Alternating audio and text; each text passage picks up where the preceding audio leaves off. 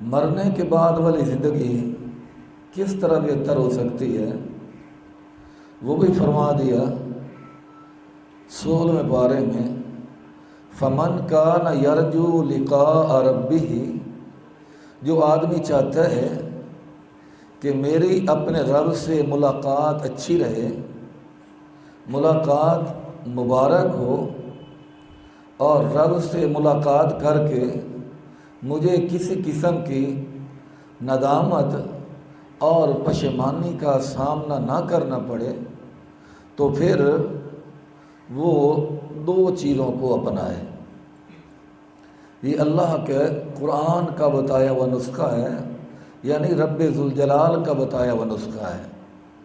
عام آدمی کو نسخہ بتائے تو غلطی کی گنجائش ہو سکتی ہے، لیکن جو اللہ تبارک و تعالیٰ کی ذات نسخہ بتائے اس میں غلطی کی گنجائش نہیں ہے۔ فرمایا فمن کان یرجو لقاء ربہ، جو چاہتا ہے اپنے رب کی لقاء یعنی ملاقات بہتر انداز میں کروں، فلیعمل عملا صالحا، اسے چاہیے کہ پھر اعمال اچھے کرے۔ فلیعمل عملا صالحا، اعمال صالحہ کرے، اور نمبر 2 ولا یشرک بعبادت ربہ احدا، اپنے رب کی عبادت میں کسی کو شریک نہ ٹھہرائے۔ یعنی کامیابی کی ضمانتیں 2 باتوں کے اندر ضمانت ہے۔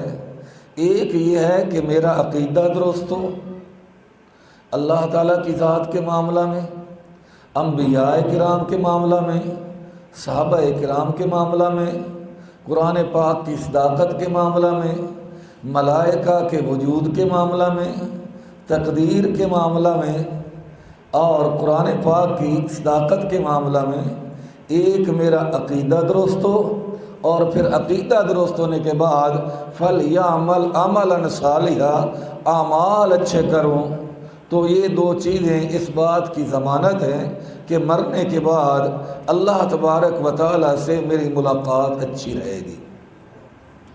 ویسے 3 دن انسان کی زندگی میں بڑی اہمیت رکھتے ہیں۔ 3 دن، ایک دن وہ جب انسان بچہ ہونے کی حالت میں آنکھ کھولتا ہے، یعنی ولادت ہوتی ہے، تو وہ بڑا اہم دن ہوتا ہے۔ گھر میں خوشی کا سما ہوتا ہے، جشن ہوتا ہے، مسرت ہوتی ہے۔ تو جب انسان دنیا میں آنکھ کھولتا ہے، وہ دن انسان کے لیے بڑی اہمیت رکھتا ہے، اس لحاظ سے بھی کہ گھر میں خوشی ہے، اور اس لحاظ سے بھی کہ اس کے پیدا ہوا ہے تو اللہ نے اس کا رزق بھی لکھ دیا ہے، اس کی عمر بھی لکھ دی ہے، اور یہ بھی لکھ دیا ہے کہ یہ نیک بخت ہوگا یا بد بخت ہوگا۔ تو اس لیے ولادت والا دن بڑا اہم دن ہے۔ اور دوسرا دن جو انسان کے لیے بڑی اہمیت رکھتا ہے، وہ دن ہے جب دنیا کی آنکھ بند ہو جاتی ہے، یعنی انسان کی روح پرواز کر جاتی ہے، یہ جہان چھوڑ کر انسان اگلے جہان جا رہا ہوتا ہے، اور تنہا مسافر ہے، لمبا سفر ہے۔ قبر میں نہ اماں نہ ابا نہ بہن نہ بھائی نہ دوست احباب، نہ کوئی دوستی، نہ دولت، نہ پیسہ، کچھ بھی نہیں ہے۔ سفر طویل ہے، اور یہ سفر جہنم کی گھاٹیوں سے گزر کر جنت میں انسان نے پہنچنا ہے۔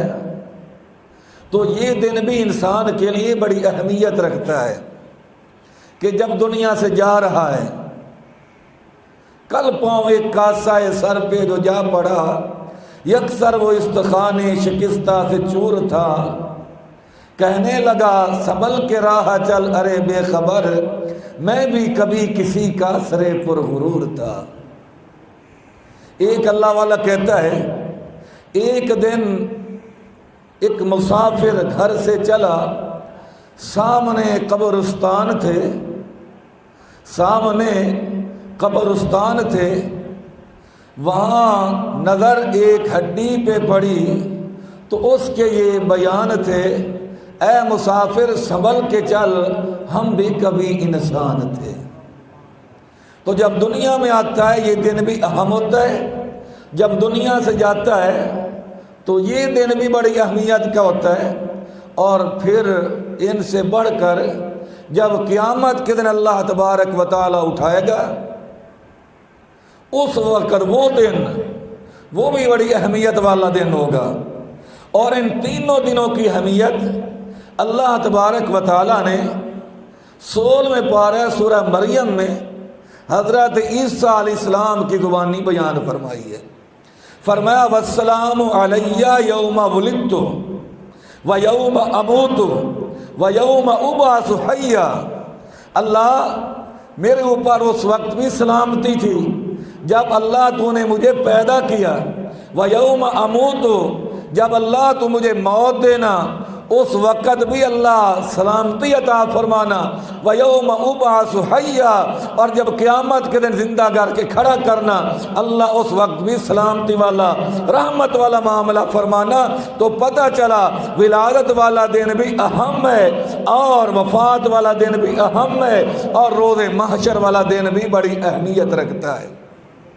بلکہ دنیا کا دن، دنیا کی زندگی اللہ نے آخرت کے دن کی تیاری کے لیے عطا فرمائی ہے۔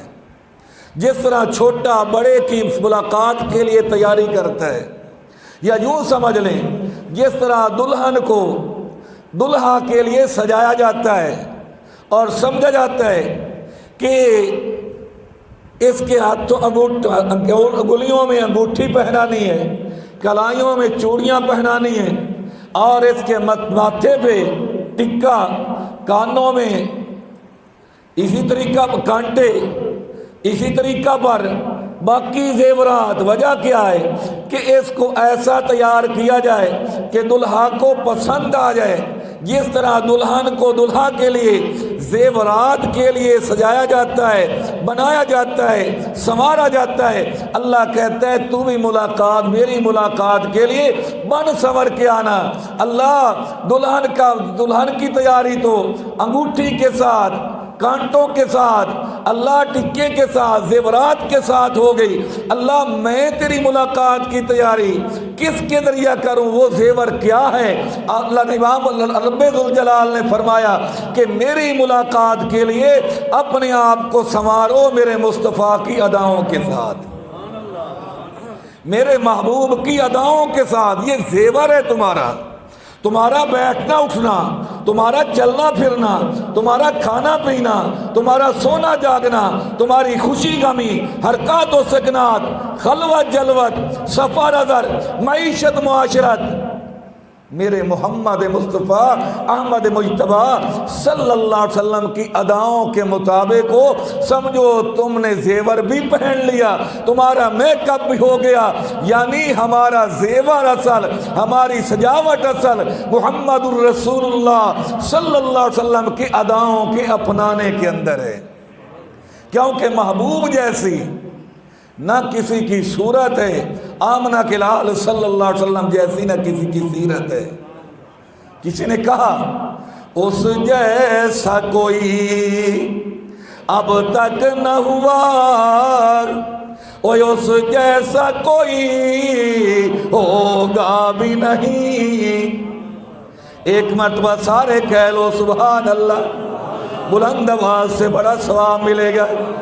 اس جیسا کوئی اب تک نہ ہوا، اس جیسا کوئی ہوگا بھی نہیں۔ اس کمل پوش پہ او میں قربان، سیرت بھی حسین صورت بھی حسین۔ محبوب جیسی نہ کسی کی صورت نہ کسی کی سیرت۔ توجہ کرنا، امام الانبیاء صلی اللہ علیہ وسلم کے یار حضرت یوسف علیہ السلام کے حسن کا تذکرہ کر رہے ہیں کہ یوسف علیہ السلام بڑے حسین تھے۔ اتنے حسین کہ جن عورتوں نے اس نے یوسف کو دیکھا پھل کاٹنے تھے انگلیاں کاٹ بیٹھی.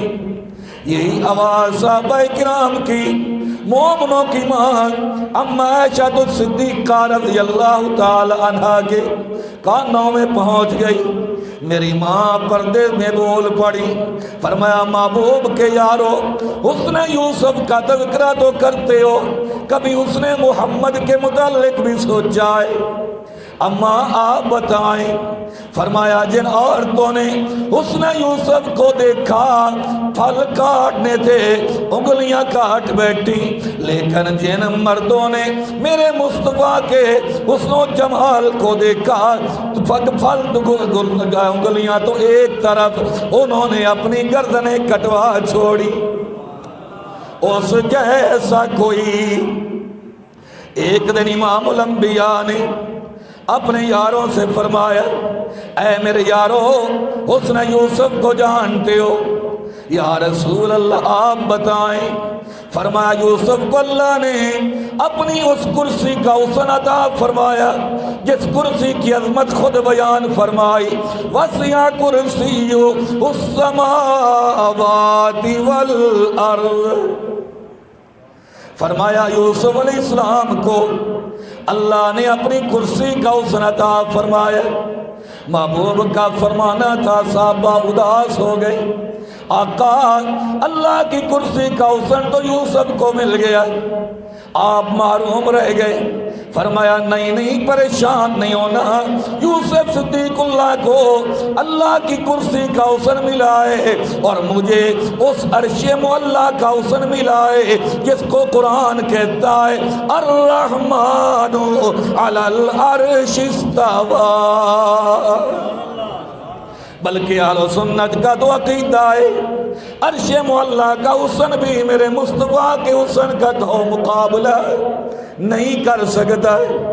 عرش معلیٰ کو حسن ملا تو میرے محبوب کے صدقے, عرش معلیٰ کو نورانیت ملی میرے مصطفیٰ کے صدقے, عرش معلیٰ کو چمک ملی تو میرے محمد مصطفیٰ کے صدقے. پھر کیوں نہ کہوں اس جیسا کوئی اب تک نہ ہوا, اس جیسا کوئی ہوگا بھی نہیں. اس کمل پوش پہ توجہ کرو, وہ منظر کیسا سہانا ہوتا ہوگا جب آمنہ کے لال تبلیغ فرما کر واپس آتے ہوں گے اور مدثر چادر لے کر لیٹ گئے. خالق کائنات نے فرمایا جبریل لبیک یا رب جلیل, فرمایا جہاں میرے مصطفیٰ سے کہے